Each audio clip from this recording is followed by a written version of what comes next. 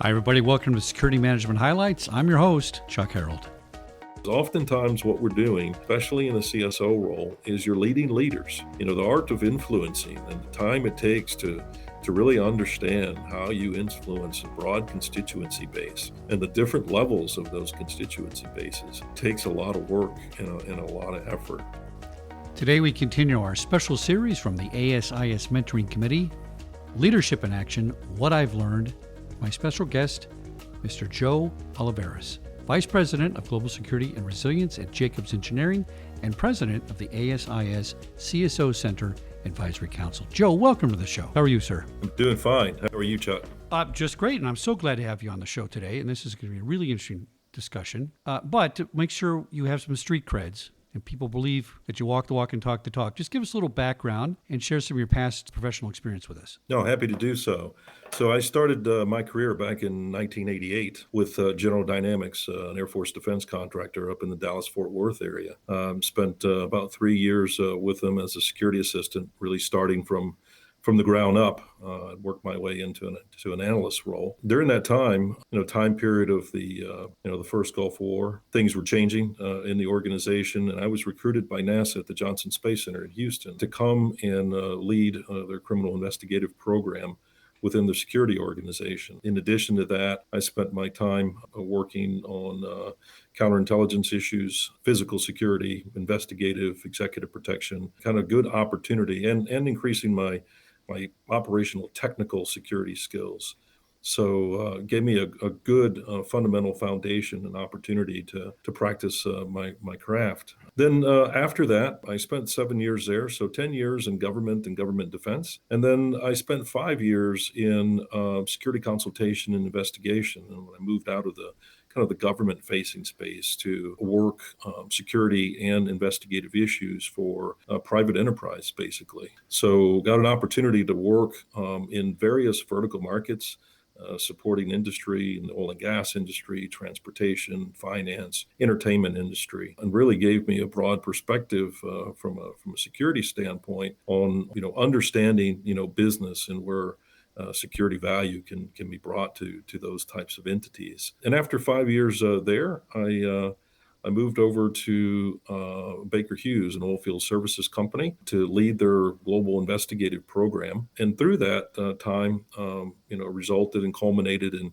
various different roles, director of operations and ultimately vice president of security in our Western Hemisphere operations and our Center of Excellence operations. So got to help build, a program kind of the ground up, working with our chief security officer there. And then over the last 5 years, I've been with Jacobs, headquartered out of Dallas, as the chief security officer and vice president of global security and resilience. Now, what set you on your path to pursue your career? Did you fall into it like I did? I wasn't expecting to be in security, and here I am. Or did you have a specific, path you chose? Yeah, no, really how it started was I had some cousins, some family members. My aunt had 5 boys. Those boys, several of them were involved in law enforcement. They were kind of like the brothers I never had, and I looked up to them, looked at the types of careers and things that they were involved with, and got me excited about looking at this area and this type of profession early on in my age. So I kind of got that bug early and set my sights on that as I started looking at universities and where I wanted to go to kind of get some formal education around this space. So it sounds like you kind of planned your career path. How would you say you got to where you are today then? Yeah, no, good question, Chuck. I think it's been a little bit of luck and a little bit planning, right? So early on, I went to a small liberal arts college here in Texas. Their criminal justice degree with an emphasis in legal research is what I pursued and what I graduated with in my undergraduate. And at that time, back in the kind of mid to early 80s, if you went for a criminal justice degree, your path and things that you were looking at were, law enforcement and or corrections. But the kind of the private security side wasn't, probably wasn't as developed in the curriculum at university at that time. And that was introduced towards the latter part of my undergraduate degree and started taking courses there. That's how I landed at General Dynamics, was looking, really beginning to understand the corporations had the same kind of needs as far as protecting their people, protecting the interest of their organization, working abroad, and those kinds of things. And it got me, moved to that particular area. I think over, a period of time, and I focused very early on the physical security side and on the investigative side. That was, I would say, out of the 31 years that I've been involved in security, at least a good half of that has been working complex investigative matters, and that was core for me. But over a period of time, really the interest in getting here to the chief security officer role was beginning to understand that if I wanted to get to this role, I need to start looking at security a little more broadly, outside of the investigative space, outside of pure counterintelligence, and broadening my security understanding, and getting involved in those kinds of responsibilities, as well as broadening my education awareness around how business operated if I wanted to stay on the corporate side of things, and supporting international entities, and how they operated. So a little bit of luck as far as finding the corporate security space, and then yes, a little bit definitely some planning and some thinking about the career and the path that I wanted to take, and ultimately leading to a chief security officer role. So, when you discovered or chose to become upwardly mobile, what do you think helped you the most as you launched that path? Well, I think a lot of things. Certainly for me, going back to pursue my master's in business administration really helped me. It helped me understand that, what we're offering from a security perspective is certainly, we know it's necessary, but everybody might not understand how necessary it is, or understand the various ways that security can deliver value to an organization. And I try and communicate that to even here in our business. There's not a piece of our business that we don't touch, from operations, legal, human resources, ethics, compliance, risk, supply chain. There's just a whole host of areas where security can bring value. So to me, it was really understanding, business, understanding the business objectives, and also beginning to understand how you articulate that value from a security perspective back into a corporation. And I do hear this a lot, and a lot of people talk about it, but it's you got to be able to execute, and that was really, really important. To understand that execution, you really have to understand how businesses operate, what they're actually doing, what their intent is, where they want to grow. And the more you did that, better it helped, certainly me, in not only my upward mobility, but the positioning of the security organization with the leadership at a different level. That certainly has been very helpful to me, Chuck. Did you have a defining moment in your career that you could talk about? Sometimes, from a leadership perspective, we need to look at ourselves internally. Sometimes we don't see either our blind spots, or we don't see our opportunities, or maybe sometimes the capabilities that we might have within us. And I had a boss say, "Look, if you want to become a chief security officer, you've got to get out of, your investigative remit and your counterintelligence remit. I know you love it. I know you like it. I know it's in your blood. You do great work around it, but that this role is more broad. And the quicker you realize that, and the more that you continue to broaden, your remit, from a security profession perspective, the quicker you're going to get to be a chief security officer." So that was very enlightening, that you could be really, really good at your job, and at your craft and what you're doing. If you want to, ultimately reach a level of, leading a security organization at a Fortune 200 company, you really got to have a broad remit and broad understanding. So, going from enlightenment to darkness, tell me about a career setback and how you dealt with it. Yeah, so one of those career setbacks was actually, not getting a chief security officer role, right? Younger in my career, thinking potentially I was ready. And after not being, selected and going through the good part was, I was the only internal candidate from the organization I was at to be considered. So that was not getting the role and being close, coming in second was not good, personally. But it actually, it was the right thing. And I had an opportunity to really sit back and say, look, there's more I need to know, and there's more I need to understand, and there's more that I need to experience in order to, sit in that chair. Because ultimately, that chief security officer role is a chair that's supposed to be, there for advice, counsel, to be steady, certainly to have the experience, understanding what security is all about and such. And so you're going to be relied upon by a lot of various constituents within an organization, and you've got to be ready. So that was a setback, but also it was, I think, the spark, to say, hey, I can do this, and there's just more work I need to do. What would you say was the most important lesson you learned in your career, and how did that prove to be invaluable to you? Well, I think, from a career speaking, career wise and strictly around, security profession was, you got to have a bit of tenacity. This isn't a job that is, Monday through Friday, 8 to 5. You definitely, I know myself, my team, we have the work ethic, but you've got to understand that this is a long game. People come to rely on you. You've got to be consistent in your delivery. You've got to be reliable. The kinds of things that we deal with, or as an organization, are things that are typically critical to operations, and so they want to know that dependability is there. That consistency to execution is there, and that's really, really important. Now, what would you say is the greatest piece of advice you received in your career? But think big. I think that was the, again, going back and maybe earlier, perfecting a craft around, investigative capability and counterintelligence capability, and really supporting organizations. And, how do you manage internal fraud and corruption, and setting all these things up. They were all great, for me, but to think big, right? To really broaden your thinking around the security, its value, its capability, its ability to be of service to an organization.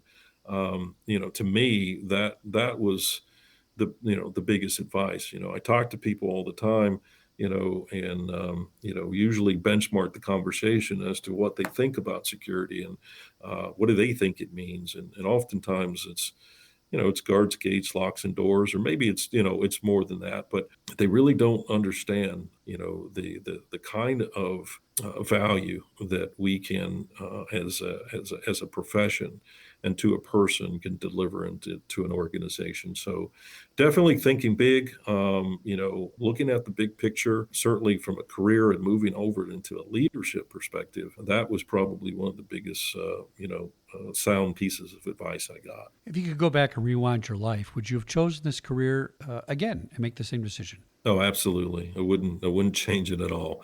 It's been a great, ride. I've had an opportunity to see so many parts of the world.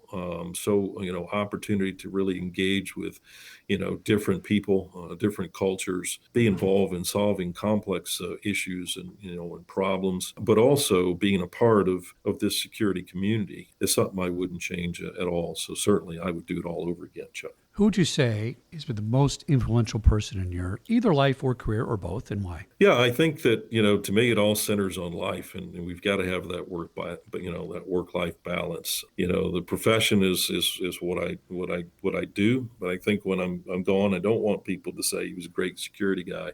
I think the grounding that I got from my parents, so both my mother and my father, both growing up from not well-to-do families to going off and getting their education as they raised their children, being there, being actively present in our lives, myself and my sisters, and really demonstrating what hard work, what you can achieve by doing that, and overall, by being, genuine and being a good person. Those, my mother and my father definitely are the folks I look up to the most, and the ones that have really been behind my success. No doubt about that. Let's switch up and talk about leadership. Define leadership for me in a personal way, not the textbook definition, but what does leadership mean to Joe Olivarez? To me, it comes down to accountability, right? As a leader, you are accountable, for what you say you're going to do, and whatever that is. It doesn't matter if you're what profession you're in, but as a leader, it really comes down to accountability.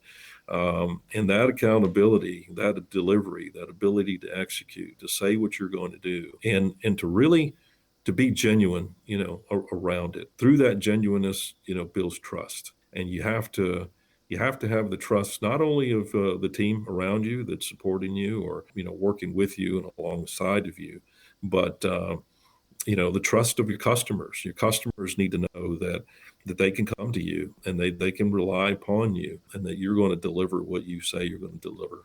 There's a lot of things around certain setting vision, macro planning, and all these kinds of things. But to me, it's around being genuine in who you are in your relationships with people, and it's about owning what you say you're going to do, and that accountability. Do you think leadership skills are learned or genetic? I think there's a little bit of both.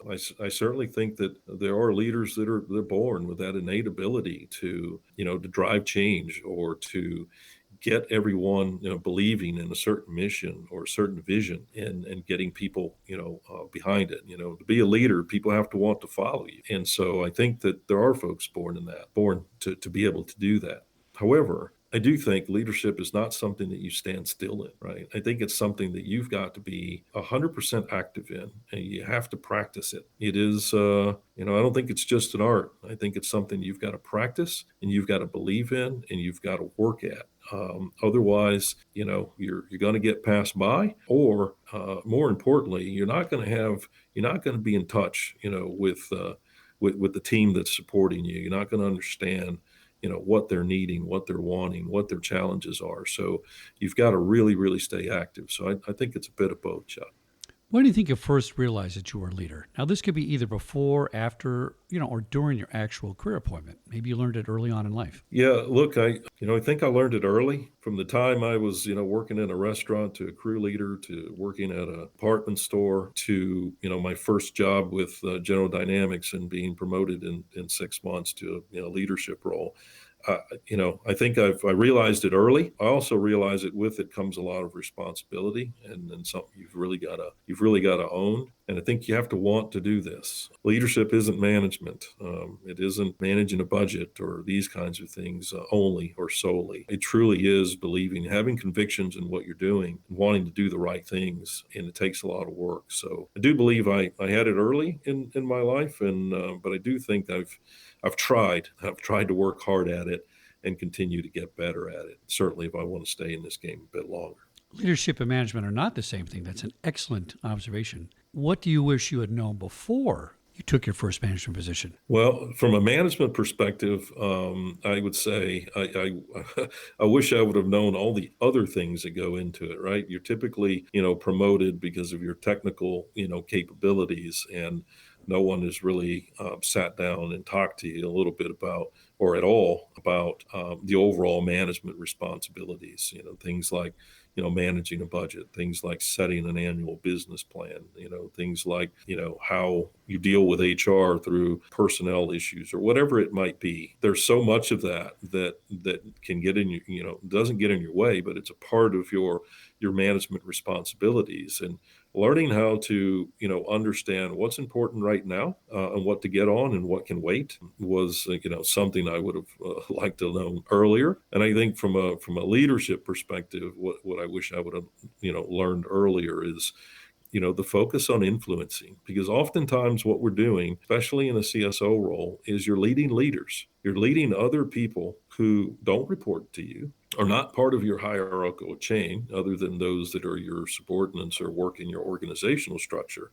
But the rest of them are leading legal, or they're leading HR, or they're leading risk, or they're leading a business. And the art of influencing, and the time it takes to really understand how you influence a broad constituency base, and the different levels of those constituency bases, takes a lot of work and a lot of effort. And I think in order to be a good leader, you really have to practice that, because if you can't influence the organization to move along, and if you rely completely on legitimate authority, you're not going to be a leader very long. What would you say would be a common thing that your subordinates might say are traits or skills they would like you to either improve or sustain?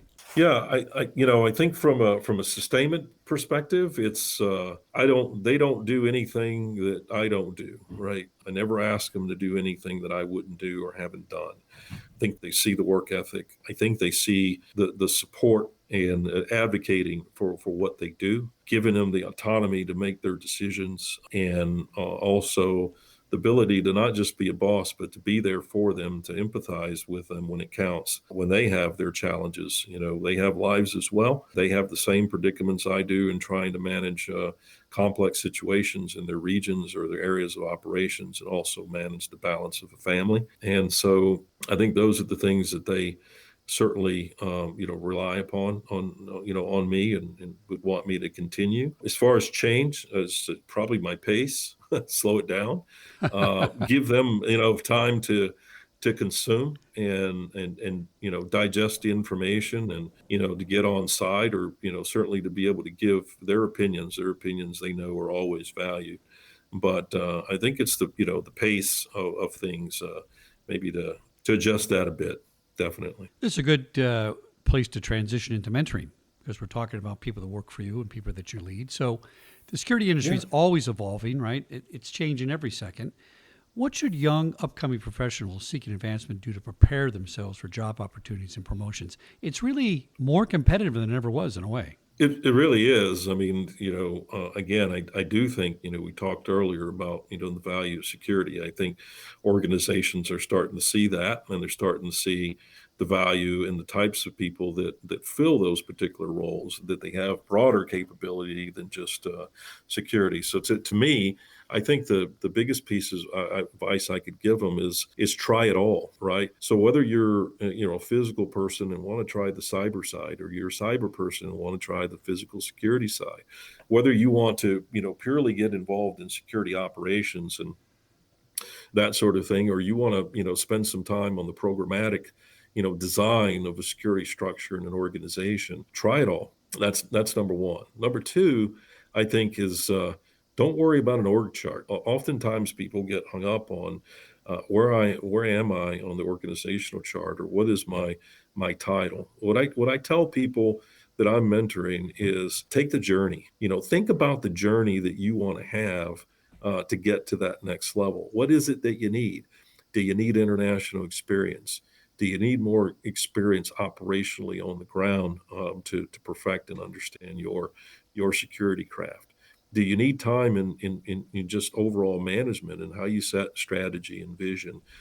Think about the journey and the experiences that you want to have. And sometimes moving laterally, to gain that, or moving physically, geographically outside of your comfort zone. Those are things that are important, and things that you ought to really think about as you are moving forward. So think about not the role and the title you want next, but think about the journey that you want to have in this profession.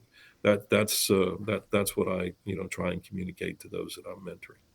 Did you have mentors in your career when you were up and coming, and what was their impact? Yes, I did, and I still do today. For 31 years of doing this, I still have mentors, men, women, some in the security industry, some outside the security industry, and I think that it's twofold. They certainly are in a good position to be able to help you with your blind spots. Things that you might not see, or you may not be wanting to see. Sometimes I think an important part of leadership is self reflection and self regulation. To really take time with yourself, think about what you're doing and how you're doing it. Are you taking the right approach to that? So definitely, have had mentors in my career, and they've certainly helped me. They've also pointed out opportunities and say, hey, you need to think about this, or you need to think about that, and maybe something I hadn't thought about before. So they also point out those positive opportunities and give you that push to move to the next level. I believe that mentoring goes up and down. I can learn from my subordinates, and of course, my subordinates take knowledge from me. And I think this is critical in the security industry, especially now where new technology is something that old timers like us may not have embraced early on. and it's harder for us to play catch up on them. What are your thoughts on mentoring up and down? Yeah, no, I think up and down and all around, right? It is full circle as far as mentorship. We can learn from everyone, right? And I think from within your profession and outside your profession, constantly, one of the things as being the president of the CSO, center, is really to drive, new, thinking and diverse thinking, right? Diversity, inclusiveness, and diversity are important because how we might think about a security issue here may not be how they think about it in the UK or Australia or India or parts of Africa or Latin America. I think we've got to be, as leaders, we've got to be open minded. We have to be willing, we have to be good consumers of information. And we have to be, respectful of that information that's coming into us, and then figure out the best way to use it. So, no doubt, it's full circle when it comes to mentorship. Do you think it's possible to have a successful career in security without a mentor? It's certainly more difficult. Yeah, I think it'd be more difficult. I would almost challenge, in somehow, some way, whether it's formal or informal, you've probably got a mentor, right? And with the likes of this kind of industry, which is very collaborative, once you're part of this industry, you're part of a community. There's always going to be someone there willing to help you, willing to support you, willing to, challenge you in a positive way. So I think it'd be pretty difficult, these days, even if you didn't want one, to not come upon one, or actually, when you sit back and you think about, you might say, hey, Susan really has been that informal mentor to me, and I never even thought about it that way. In closing, what would you say are the biggest changes you've seen in your long security career? Well, you mentioned it earlier. Certainly, technology is one of them. But look, that's going to happen with or without us. So we've got to deal with that. We've got to understand it. I think the other thing is the speed of business. With the Internet of Things, with the ability to communicate quickly, the speed and pace at which business moves is very, very fast. And as security professionals and as leaders, we have to be adaptable and agile to be able to keep up with that business. And I tell you, it's hard. And so you've got to be able to not only from a technical capability keep up with that, but also keep your team, motivated to keep up with that pace. And that's hard to do. That means you've got to be carrying and feeding them, often, because they're the ones that execute. They're the bread and butter. They're the ones that deliver. And so you got to take care of that. You got to nurture that. That's definitely important. And I think the other thing was just the speed of information. Is everyone's a security expert now, right? They have access to information, and so they're gonna challenge you around this, around that. And one of the things over time is because of that, because how businesses move, how fast business moves, and sometimes businesses are wanting to streamline their organizations. As security professionals, we become more and more, generalist. You do have your cyber experts, and you might have your counterintelligence or investigative expert, but they're being called on to do more and more these days. So we got to be careful that we don't water down what we do. Don't and that we take real care and really practicing and being proficient in our craft and still having that subject matter expertise that our business will call upon one day. And you've got to be prepared to answer the phone. What advice would you give our podcast listeners that are seeking career opportunities or entry into the industry? You touched it on a minute ago. Boy, there's so many levels you can come in on now. What might you tell them to start out their career? Yeah, no, I think one, be a consumer of information. Go out there. There is look, there are 35,000 members in ASIS and various other constituencies that you can reach out to learn, about this career path. Go out and reach out to all of it. Right. Don't be afraid to ask questions and learn about this profession. Take it all in. Again, experience the journey. Try not to get don't get frustrated if you don't if you're looking across the spectrum of security and you don't find something day one that really interests you.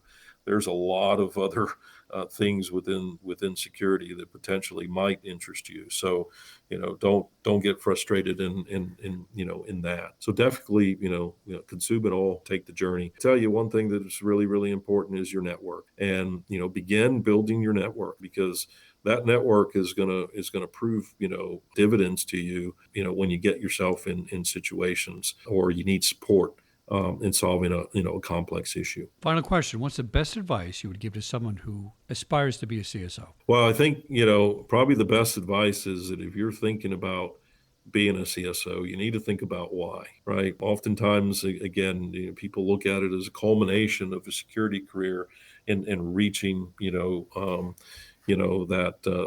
top level. But reaching that level comes an awesome responsibility, and it's not one for the faint of heart. It's not one, if you don't have the energy, to keep at it. So you really need to think about it because, again, going back to earlier, what we talked about is being genuine and being accountable.